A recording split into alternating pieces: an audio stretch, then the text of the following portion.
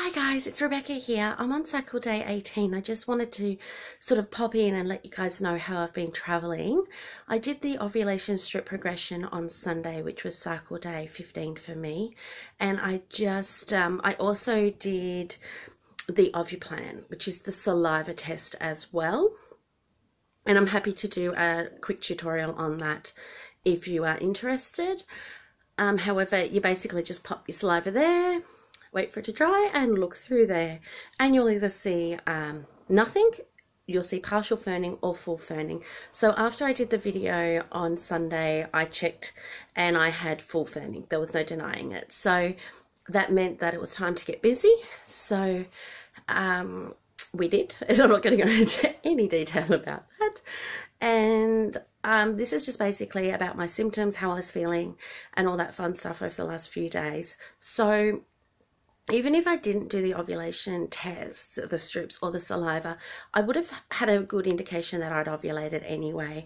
I can generally feel when I'm ovulating. I've gotten to know my body pretty well, and even if I didn't, like this cycle, it was pretty obvious that something was happening.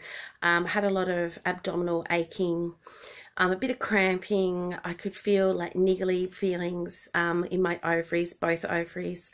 So that usually for me is an indication that things are about to happen. And it was cycle day 15. So for me, I'd be like, well, what else could this be? Since then, I have been bloated. I have had full sort of tender breasts, which are an indication of I believe it's the progesterone. The rise in the progesterone gives you the tenderness and the bloating, as does the slowing down of your digestive system as well. You will get some bloating and constipation post-ovulation. Not everybody, but I certainly do.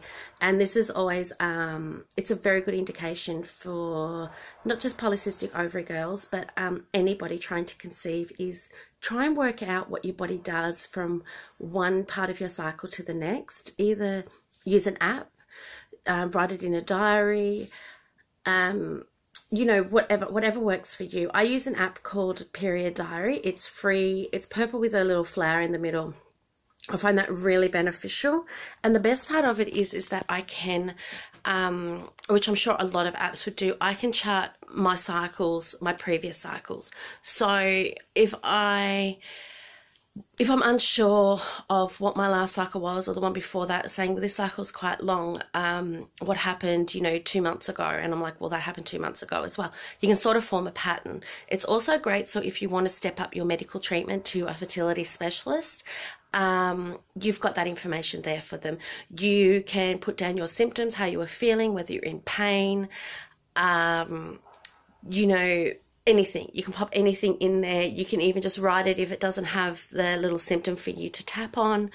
And it's just a really great reference, and I like using it. And this one doesn't tell you what cycle day you're on. It tells you how many days you have left in your cycle, which I find confusing because I can't remember its cycle day, whether it's a 32-day cycle or a 28-day cycle. So I use Fertility Friend just to sort of tell me what cycle day I'm actually on. So which is another great app as well, which you can add in your temps, cervical mucus, your ferning, your ovulation tests. There's a few other things you can add in there, I think. It's just that I don't do any of that stuff. I just do the ovulation strips and the saliva testing, but I mostly just listen to my body.